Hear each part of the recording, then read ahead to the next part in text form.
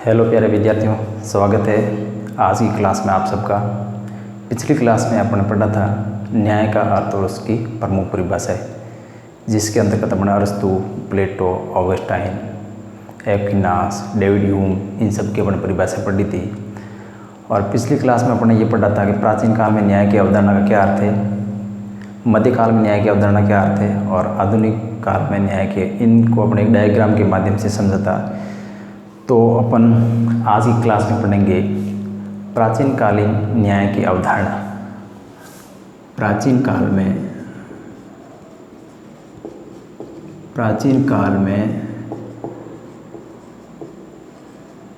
न्याय की अवधारणा।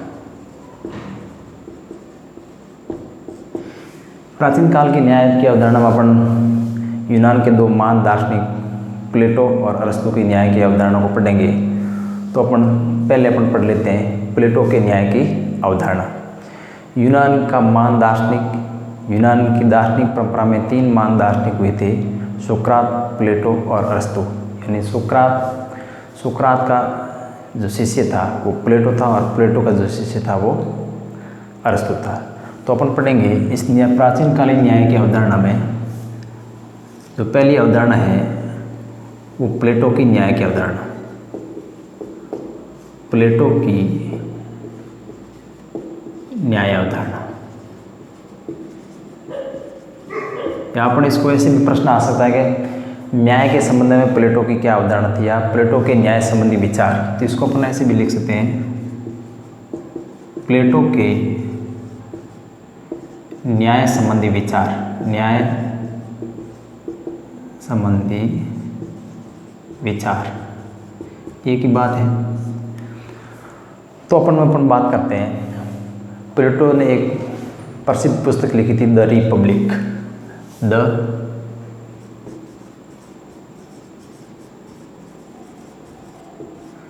द रिपब्लिक प्लेटो की महान पुस्तक थी, जिसमें प्लेटो ने न्याय से संबंधित जो विचार थे उसको इस पुस्तक में रखे। प्लेटो ने न्याय की अवधारणा या प्लेटो ने अपने न्याय के विचार देने से पहले समकालीन समय में न्याय से संबंधित जो त्रुटिपूर्ण सिद्धांत थे उनका प्लेटो ने खंडन किया है। इन प्लेटो के समय मुख्य तौर पर न्याय के तीन सिद्धांत प्रचलित थे। न्याय के तत्कालीन समय में प्रचलित न्याय प्लेटो के समय प्रचलित न्याय के त्रुटिपूर्ण सिद्धांत, न्याय के त्रुटिपूर्ण सिद्धांत। यानी प्लेटो ने न्याय पर अपने विचार देने से पहले समकालीन समय में जो न्याय के विचार थे उनका उन्होंने खंडन किया। तो जो तीन प्रमुख सिद्धांत थे उनमें परंपरागत सिद्धांत या परंपरावादी सिद्धांत। और ये जो परंपरावादी सिद्धांत ये कहता था कि सत्य बोलना और ऋण चुकाना ही न्याय। परंपरावादी न्याय का सिद्धांत ये कहता है कि सत्य बोलना और ऋण चुकाना, सत्य बोलना और ऋण चुकाना ही न्याय है। ये परंपरावादी सिद्धांत कर रहा है। और इस परंपरावादी सिद्धांत के जो मुख्य प्रतिपादक थे, इस सिद्धांत के जो प्रतिपादक थे वो थे सेफालस, पोलीमार्कस।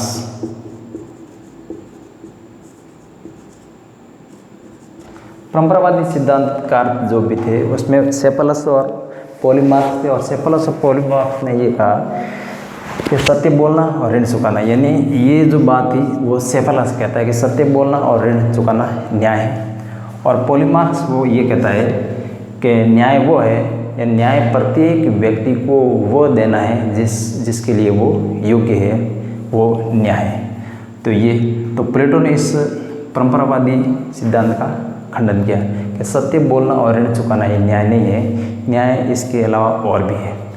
दूसरी जो उसमें सिद्धांत था वो सिद्धांत था उग्रवादी। उग्रवादी सिद्धांत। इस उग्रवादी सिद्धांत का भी प्लेटो ने खंडन किया। इस उग्रवादी सिद्धांत का जो प्रतिपादक था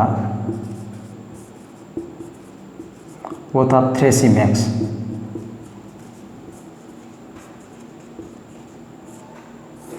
थ्रेसिमैक्स ये कहता है कि शक्तिशाली का हित साधना ही न्याय है। ये जो सिद्धांत है उग्रवादी, ये कहला है कि शक्तिशाली का हित साधना ही, शक्तिशाली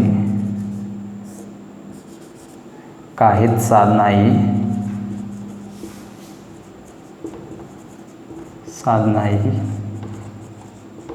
न्याय है। ये थ्रेसिमैक्स कहता है। इसके साथ साथ में उग्रवादी सिद्धांत न्याय का, ये उग्रवादी सिद्धांत ये कहता है कि अन्याय न्याय से अच्छा है।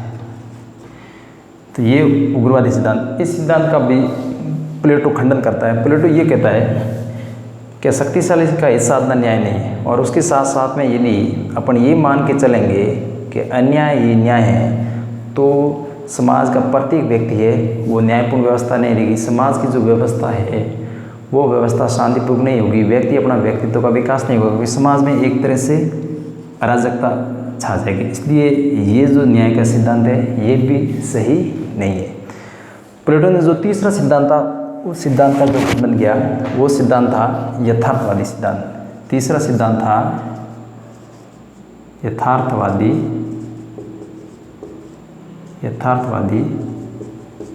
सिद्धांत। और इस यथार्थवादी सिद्धांत का जो प्रमुख प्रतिपादक था वो था ग्लूकॉन।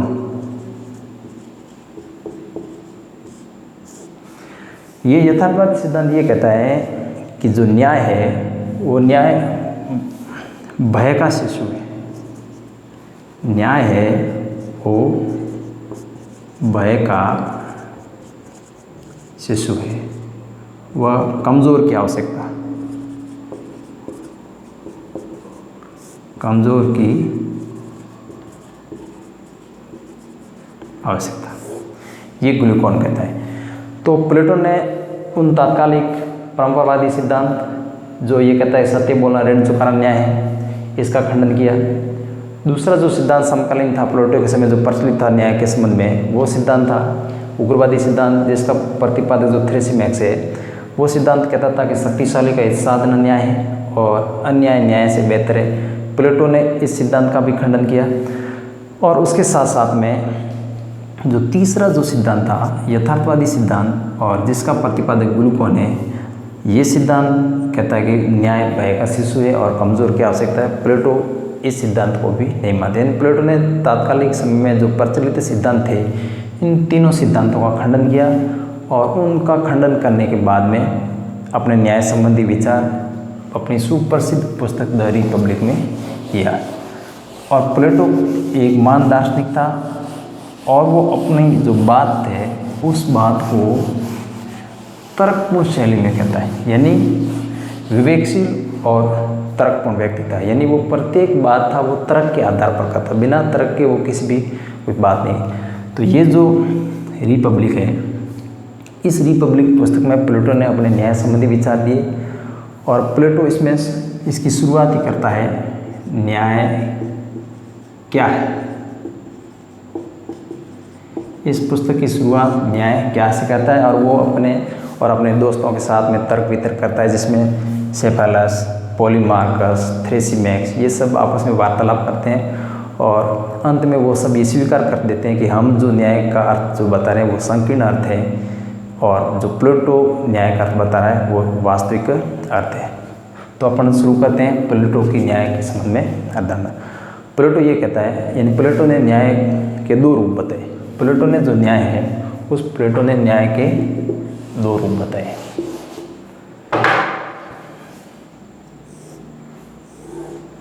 एक जो रूप है वो सामाजिक न्याय,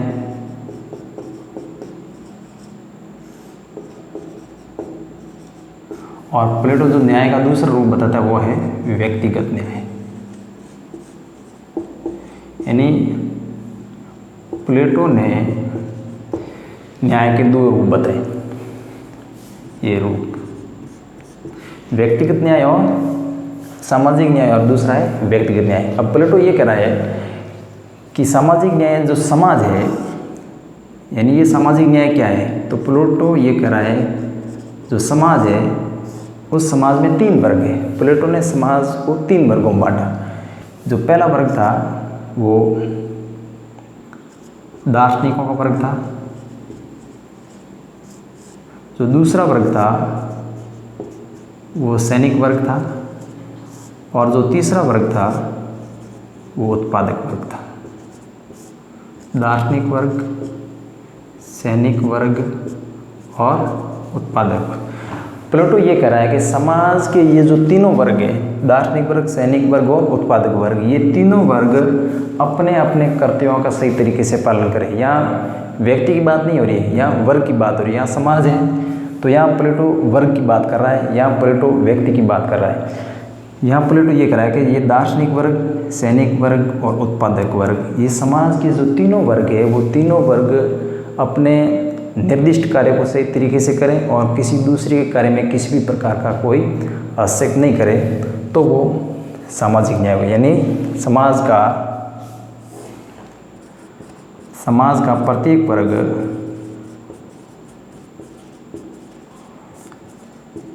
वर्ग अपने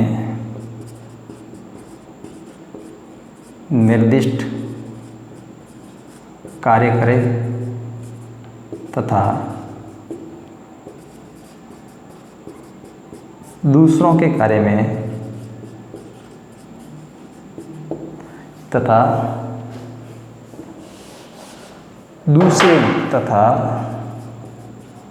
दूसरे वर्गों के कार्यों में हस्तक्षेप नहीं करे। तो प्लेटो ये कह रहा है कि समाज जो भी है, समाज के 3 वर्ग है, ये तीनों वर्ग अपना अपना सही तरीके से काम करे, और उसके साथ साथ में ये तीनों वर्ग है, दूसरे वर्ग है, यानी दार्शनिक वर्ग वो सैनिक वर्ग के कार्य में हस्तक्षेप नहीं करे, या फिर वो इसके वर्ग में हस्तक्षेप नहीं करे, या फिर सैनिक वर्ग है वो दार्शनिक वर्ग के कार्य में हस्तक्षेप नहीं करे, या उत्पादक वर्ग किसी, यानी हर वर्ग है उसका अपना काम है, वो अपना काम सही तरीके से करेंगे, तो वो सामाजिक न्याय कहलाएगा। अब अपन बात कर रहे हैं दूसरे न्याय की, व्यक्तिगत न्याय। तो जो सामाजिक न्याय और व्यक्तिगत न्याय है, इसमें मुख्य तौर पर अंतर यही है, इसमें वर्ग विशेष पर बात की जा रही है और इसमें व्यक्ति विशेष की बात की जा रही है। यहाँ प्लेटो ये कह रहा है जो व्यक्ति है, व्यक्ति की आत्मा में मुख्य तौर पर 3 गुण होते हैं। प्लेटो ये कह रहा है कि व्यक्ति की जो आत्मा है, उसमें मुख्य रूप से 3 तत्व पाए जाते हैं। व्यक्ति की आत्मा में 3 तत्व पाए जाते हैं। जो पहला है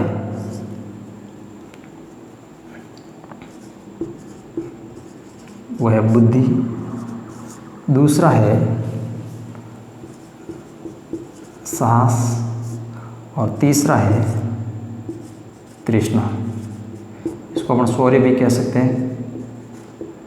ये व्यक्ति की आत्मा में मुख्य तौर पर 3 तत्व पाए जाते हैं, बुद्धि, साहस और तृष्णा। अब ये तीनों तत्व व्यक्ति की आत्मा में कम और अधिक मात्रा, यानी एक तत्व की मात्रा अधिक होगी, दूसरे की कम होगी, यानी ये तीनों समान रूप से नहीं होते हैं। प्रत्येक व्यक्ति में ये तीनों तत्व तो होते हैं, लेकिन उस तीनों तत्वों में से किसी एक तत्व की प्रधानता होती है, यानी किसी एक तत्व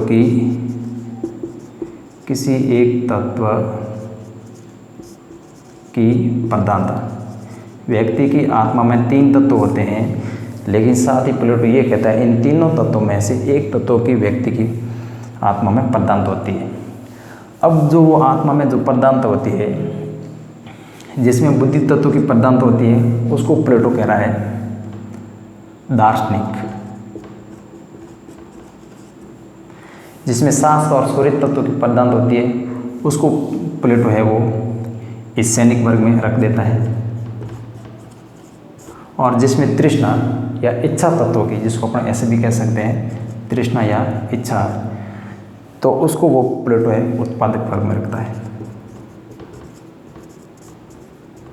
तो यहाँ अपन यदि व्यक्तिगत न्याय के संदर्भ में यदि देखें तो इन तीनों बातों को देखना है कि प्लेटो ये कहता है कि व्यक्ति की आत्मा में 3 तत्व होते हैं और उन 3 तत्वों के आधार पर जो व्यक्ति है, जैसे माना कि एक व्यक्ति उसमें बुद्धि तत्व की है तो वो व्यक्ति उसका निर्दिष्ट कार्य होगा दार्शनिक राजा की तरह काम करना। यदि किसी व्यक्ति में शौर्य या साहस तत्व की अधिकता है तो उस व्यक्ति का ये कर्तव्य बनता है कि वह सैनिक वर्ग के अंतर्गत अपना काम करेगा। तो यदि अपन ये कहें कि व्यक्तिगत न्याय किसे कहते हैं, तो व्यक्तिगत न्याय के अंतर्गत अपन ये कहते हैं कि समाज का प्रत्येक व्यक्ति, यहाँ था समाज का प्रत्येक वर्ग और यहाँ है समाज का प्रत्येक व्यक्ति, बस इतना ही अंतर है। यहाँ समाज का प्रत्येक वर्ग अपना काम करेगा और दूसरे के वर्ग में हस्तक्षेप नहीं करेगा। यहाँ समाज का प्रत्येक व्यक्ति अपना काम करेगा और वो दूसरे के कार्य में किसी भी प्रकार का हस्तक्षेप नहीं करेगा। तो अपन यदि कहें कि व्यक्तिगत न्याय किसे कहते हैं, तो इसको अपन ये कहते हैं समाज का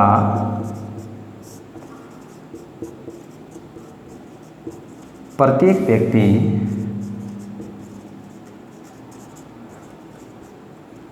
व्यक्ति निर्दिष्ट कार्य करे तथा दूसरे के कार्य में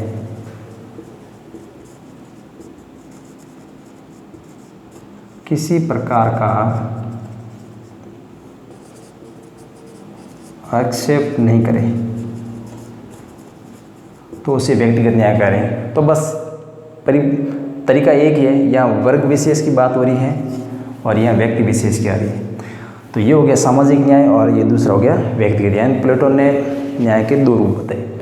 अब यदि अपन प्लेटो के न्याय सिद्धांत को आगे लेकर चलें या इसको अपन सारणी के माध्यम से, प्लेटो ये कह रहा है ये जो वर्ग है इसको अपन सारणी के माध्यम से समझ लेते हैं। ये वर्ग, इसमें प्रमुख तत्व कौन सा वो, और तीसरा अपन कह सकते हैं सद्गुण।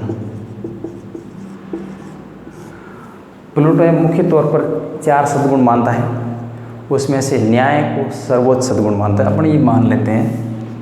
पहले वर्ग को अपन यदि देखें, दार्शनिक वर्ग। अगर अपन दार्शनिक वर्ग की बात करें तो इसमें जो मुख्य तत्व है वो ज्ञान या बुद्धि। इसमें जो मुख्य तत्व है वो ज्ञान या बुद्धि है। और यदि इसका यदि सद्गुण देखें तो वो है विवेक। यदि दूसरा जो तत्व है, जो वर्ग है, वो वर्ग है सैनिक वर्ग। और सैनिक वर्ग में प्लेटो ये कह रहा है कि इसका जो मुख्य तत्व है वो है मनोवेग। और इस सैनिक वर्ग में प्लेटो ने सद्गुण माना है साहस। और जो तीसरा वर्ग है उत्पादक वर्ग। यदि इस उत्पादक वर्ग की बात की जाए तो इस उत्पादक वर्ग में प्लेटो ने तत्व माना है, वो माना है तृष्णा या इच्छा। और इसका जो सद्गुण है वो प्लेटो कह रहा है संयम है। यानी प्लेटो ये मान रहा है कि समाज में 3 वर्ग हैं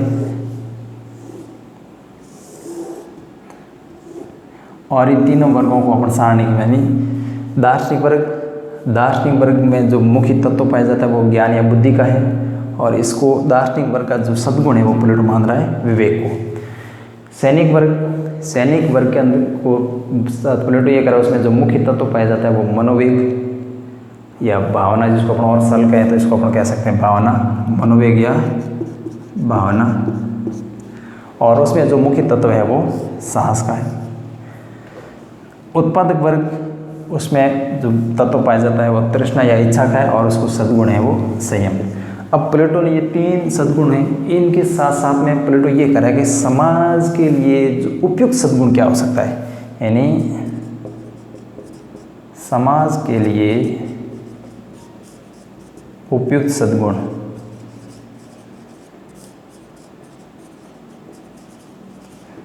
समाज के लिए जो उपयुक्त सद्गुण है वो सद्गुण है न्याय। और इस न्याय को प्लेटो ने माना है सर्वोच्च सद्गुण। बस यही प्लेटो का न्याय सिद्धांत है। पहले अपन ने ये देखा था, प्लेटो ने तत्कालीन न्याय सिद्धांतों के जो त्रुटिपूर्ण थे उसका उन्होंने खंडन किया, जिसके अंतर्गत परंपरावादी सिद्धांत था, उग्रवादी सिद्धांत था और यथार्थवादी सिद्धांत था, उन सब का खंडन किया। फिर उसने अपने पुस्तक रिपब्लिक ने न्याय के दो रूप बताए, एक व्यक्तिगत न्याय और दूसरा सामाजिक न्याय। और उसके साथ साथ में प्लेटो ने जो ये बातें बताई, सारांश के रूप में यदि बात करें तो प्लेटो समाज के 3 वर्ग मानता है। प्लेटो ये कहता है कि व्यक्ति है, प्रत्येक व्यक्ति में 3 आत्मा में 3 तत्व पाए जाते हैं, जिसमें बुद्धि तत्व अधिक है उसको प्लेटो दार्शनिक वर्ग में या राजा बनाना चाहता है। जिसमें शौर्य साहस की भावना है उसको वो सैनिक वर्ग में रखता है, और जिसमें तृष्णा या इच्छा की भावना है उसको वो उत्पादक वर्ग में रखता है। अब प्लेटो ये कह रहे हैं कि ये जो तीनों वर्ग है वो अपना अपना कार्य करे, या प्रत्येक व्यक्ति है वो अपने बुद्धि तत्व या आत्मा के तत्वों के अनुसार यदि काम करे तो ये जो मिला जुला जो रूप होगा सामंजस्यपूर्ण, तो प्लेटो कह रहा है समाज में न्यायपूर्ण व्यवस्था की स्थापना हो जाएगी। और उस न्याय को प्लेटो ने सर्वोच्च सद्गुण कहा है। यानी प्लेटो का ये 4 सद्गुण है, विवेक, साहस, संयम, इन तीनों की सामंजस्यपूर्ण स्थिति से जो समाज में व्यवस्था बनेगी वो व्यवस्था होगी न्यायपूर्ण व्यवस्था, जिसको प्लेटो ने सद्गुण माना है। समाज के लिए उपयुक्त सद्गुण क्या है प्लेटो के अनुसार, तो उसको अपन कहेंगे न्याय, और ये न्याय ही सर्वोच्च सद्गुण है। तो ये तो हुआ प्लेटो का न्याय सिद्धांत।